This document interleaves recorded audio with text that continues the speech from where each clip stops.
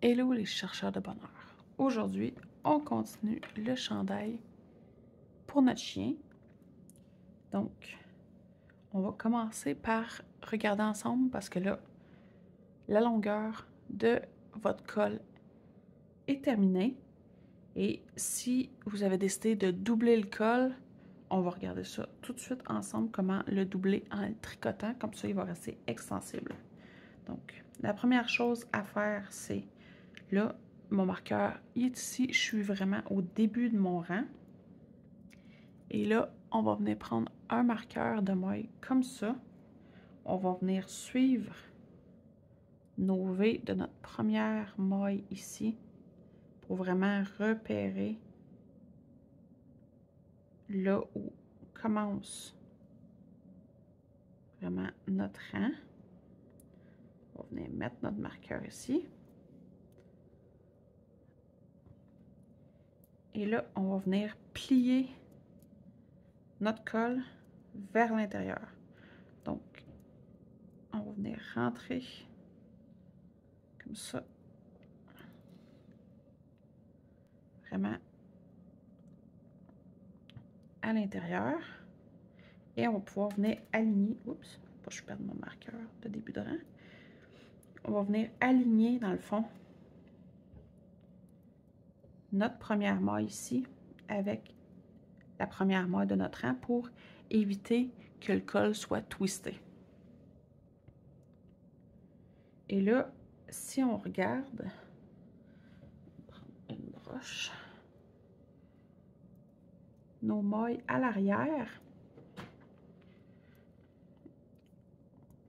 dans le fond, c'est vraiment pas évident, mais on a notre maille ici. On a une maille, notre première maille. Je le perds tout le temps. OK. Donc, on est sur l'arrière, dans le fond. On avait le devant de notre maille ici. On a l'arrière. Puis là, on essaie de trouver vraiment des endroits qui est plus facile. Mais si on entre comme juste derrière la maille comme ça va être plus simple. Il y a comme tout un angle qu'on peut rentrer, un trou qui est vraiment plus facile d'accès.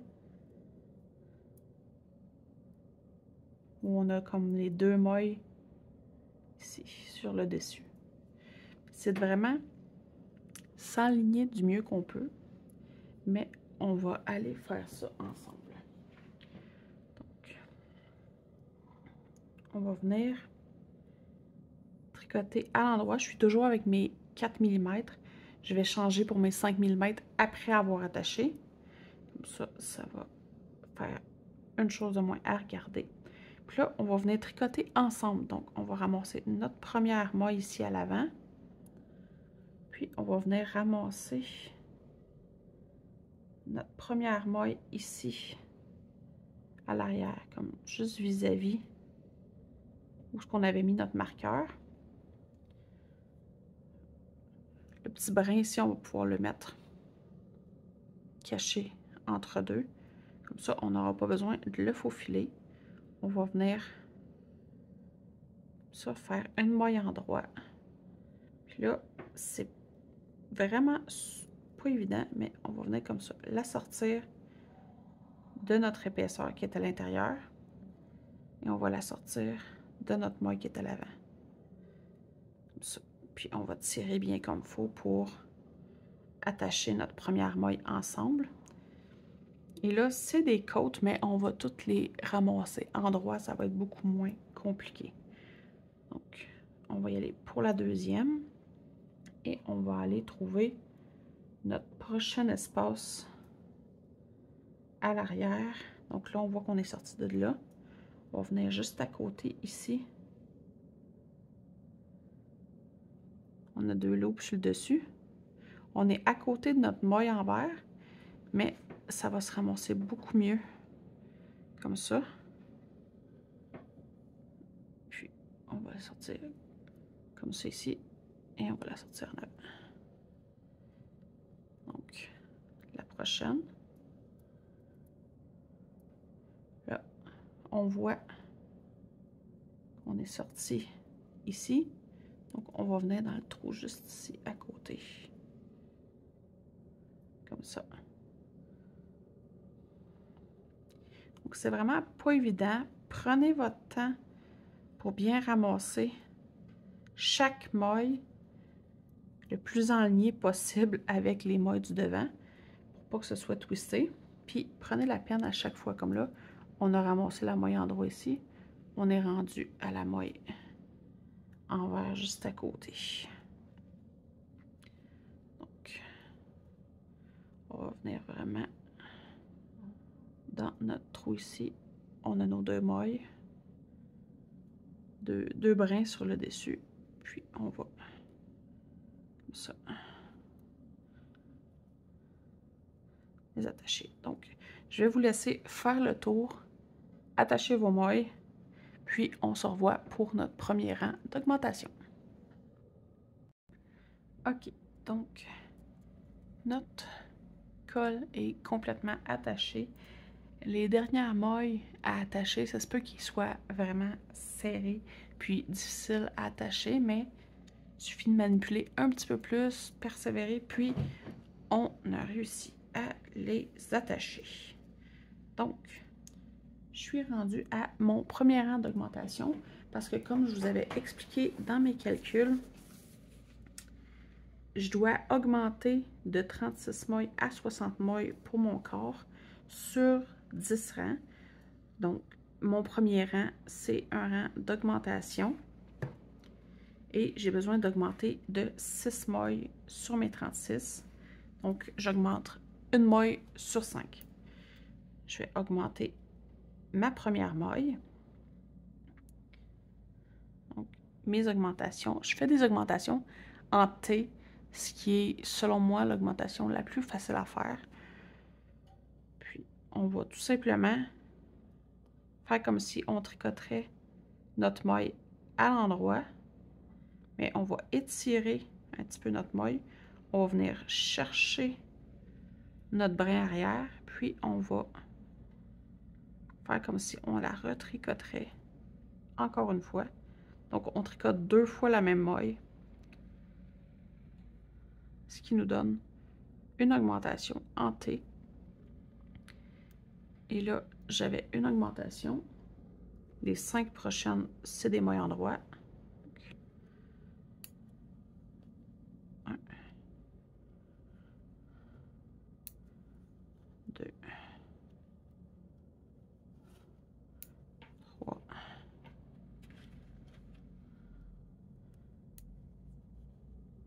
4,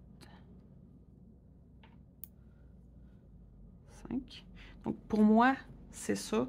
Mais selon vos calculs, dans le fond, fiez-vous à ça pour savoir quand vous faites vos augmentations pour les répartir égales sur votre rang. Donc, une augmentation ici. 1, 2, 3, 4, 5. Une autre augmentation. Donc, je vous remonte. Vous faites comme si vous la tricotiez à l'endroit. On ressort. On va piquer dans le brin arrière de la même maille. Et on refait encore une fois. Comme ça. Fait notre autre augmentation.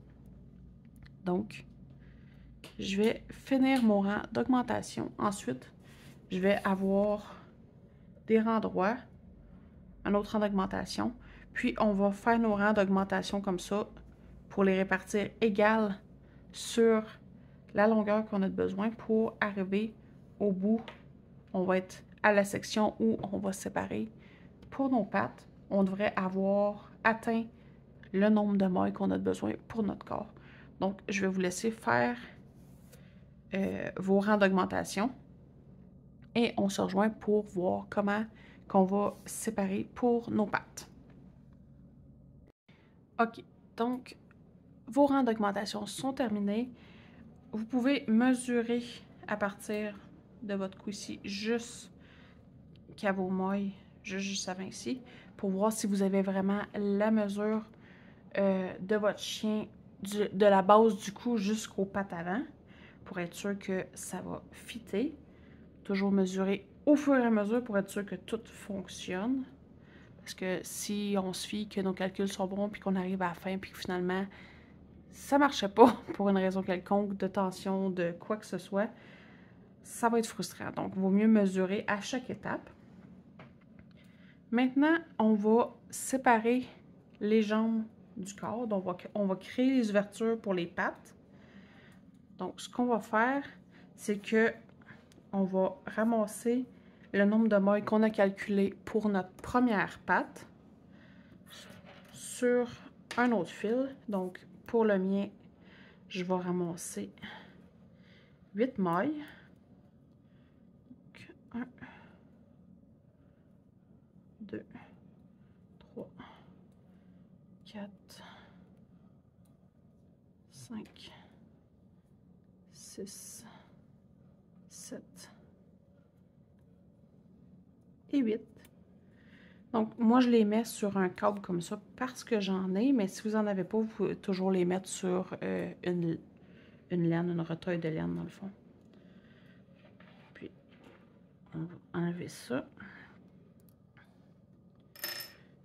Et là, étant donné que j'ai pas une dose infinie de bloqueurs à ma disposition, ce que je vais faire, c'est qu'étant donné qu'il y a des petits trous ici dans mes fils, je vais utiliser une épingle comme ça ici.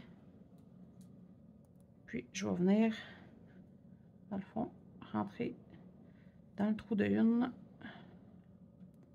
dans le trou de la deuxième, et je vais venir fermer mon épingle comme ça. C'est sécurisé, mes mailles n'iront pas nulle part. Et là, ce que je vais faire, c'est que je vais venir monter le même nombre de mailles que ce que j'ai pris pour mettre pour ma patte. Donc, je vais juste m'assurer que j'avais vraiment le bon nombre de mailles. 1, 2, 3, 4, 5, 6, 7, 8. Parfait. Donc, je vais monter 8 mailles. Et la façon que je les monte, c'est que je vais venir ici prendre ma laine. Je vais venir avec mon pouce, tourner comme ça. Et je vais venir mettre ma maille. Et je la serre pas trop, parce que si c'est trop serré, on va avoir de la misère au prochain rang. Donc, j'en ai 1, 2, 3, 4, 5, 6, 7 et 8. Donc, je m'assure que j'ai mes 8 mailles. Parfait.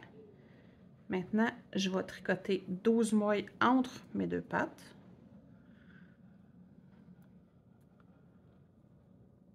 Comme si j'étais encore en rond normal. 1, 2, 3, 4, 5, 6, 7, 8, 9, 10,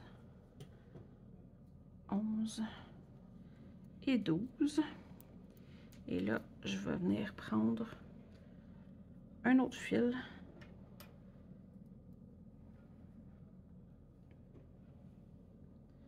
Et je vais venir mettre encore une fois 8 mailles sur ce fil-là. 1, 2, 3, 5, 6, 7 et 8. Je vais venir encore une fois retirer ça. Retirer ce bloqueur-là. venir prendre une autre épingle. Et je vais venir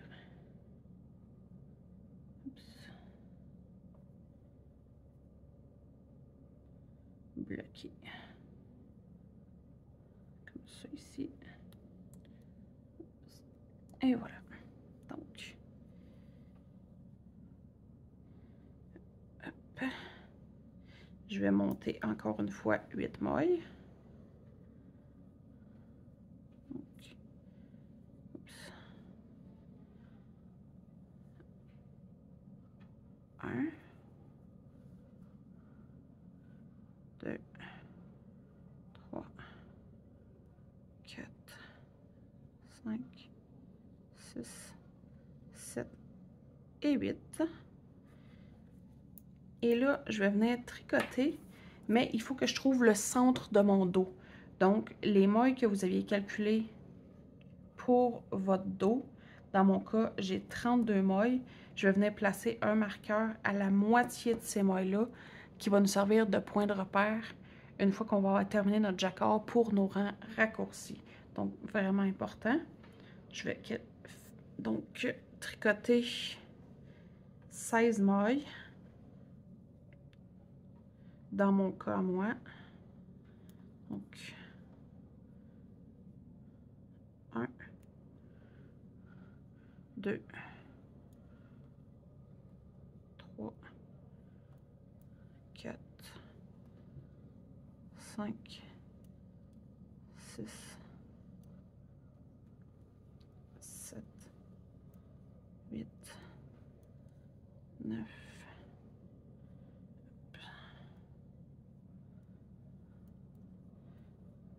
10, 11, 12, 13, 14, 15 et 16. Je vais venir placer un marqueur de couleur différente de mon marqueur de début de rang pour marquer le milieu de mon dos. Puis là, techniquement, j'ai 16 mailles à tricoter pour terminer mon rang. Donc, 1, 2, 3, 4, 5, 6, 7, 8, 9, 10, 11, 12, 13, 14, 15 et 16 mailles. Donc là, mon rang pour mes pattes est terminé. Maintenant, étant donné que les mailles ici sont quand même difficiles à rattraper, j'ai tendance à faire comme un 2 rangs pour vraiment bien établir mon corps avant de commencer le jacquard. Donc, je vais peut-être y aller à l'anglaise pour celle-là. Oups, désolée. Ça va peut-être aller un petit peu mieux.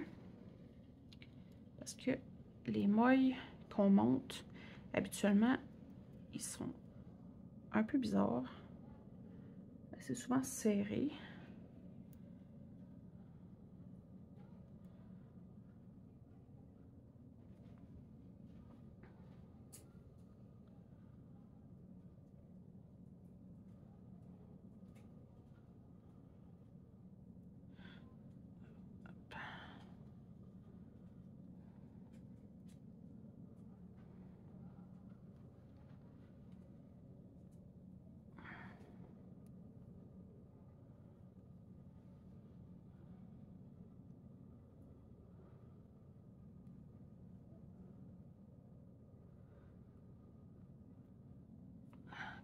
Il peut vraiment être serré. Donc, allez-y doucement. Assurez-vous de vraiment bien ramasser vos mailles. Une fois que votre rang va être terminé, je vous suggérerais aussi de recompter le nombre de mailles que vous avez. Vous devriez en avoir, dans mon cas, 60 parce que c'est le nombre de mailles que vous aviez calculé pour votre corps. Donc, vous devriez vraiment avoir le bon nombre de mailles une fois que vous aurez terminé votre rang pouvez faire un deuxième rang et on se revoit après. Je vais vous montrer comment entamer votre jacquard. OK, les 2 rangs sont faits. Les mailles sont déjà beaucoup plus belles comme ça. Donc, ça va se travailler beaucoup mieux pour notre jacquard. Donc, j'avais mon premier motif que je vais utiliser pour débuter. Dans le fond, je vais faire le premier motif, le deuxième et le premier encore. C'est comme ça que moi, j'ai décidé de le faire. J'ai aussi dessiné une petite patte de chien si jamais ça vous tente de le prendre en photo. Je ne l'ai pas testé, par exemple, voir qu'est-ce que ça donnait un coup fini. Mais si jamais ça vous tente, elle est là. Sinon, je vais utiliser le modèle ici et le modèle là. Donc, je dois faire 2 de ma couleur principale, 1 de ma couleur de motif, 2 principales, 1 motif, 2 principales, 1 motif. Puis je vais répéter ça tout le long pour mon premier rang de jacquard. Donc, j'ai un rose. Je vais faire un autre rose. Ensuite, je vais venir ajouter mon blanc que j'utilise pour faire mon motif. Si je trouve le point de départ. Donc, je me mets comme ça pour faire une loupe. Je viens la rentrer, faire ma maille. Et là, je vais venir faire une autre rose. Mais avant de faire ma prochaine rose, vu qu'ils sont une à côté de l'autre, je vais en profiter pour venir attacher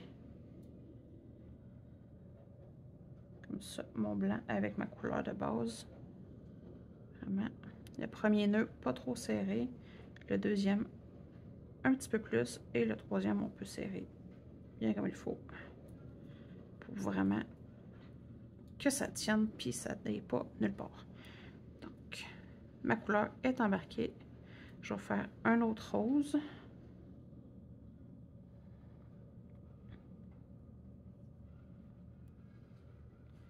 Ensuite, un blanc. Et pour le jacquard, dans le fond, pas tirer sur vos couleurs quand vous changez d'une à l'autre, parce que sinon, ça risque de faire shrinker votre motif et c'est pas ce qu'on veut. Donc, 2 roses.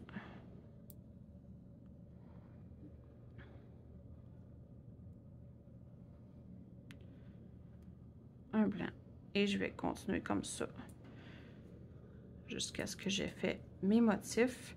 Je vais probablement faire peut-être un 2 rangs entre chaque motif pour être sûr de vraiment les distinguer.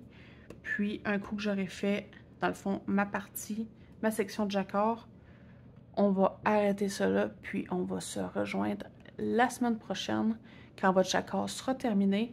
Et là, je vais vous montrer comment installer vos rangs raccourcis pour vraiment que vous ayez une shape pour que les fesses, ce soit plus long que la bédaine pour vraiment venir donner une forme à votre chandail. Mais ça, on va le voir juste la semaine prochaine. Donc, je vous laisse travailler sur votre jacquard, puis on se revoit la semaine prochaine.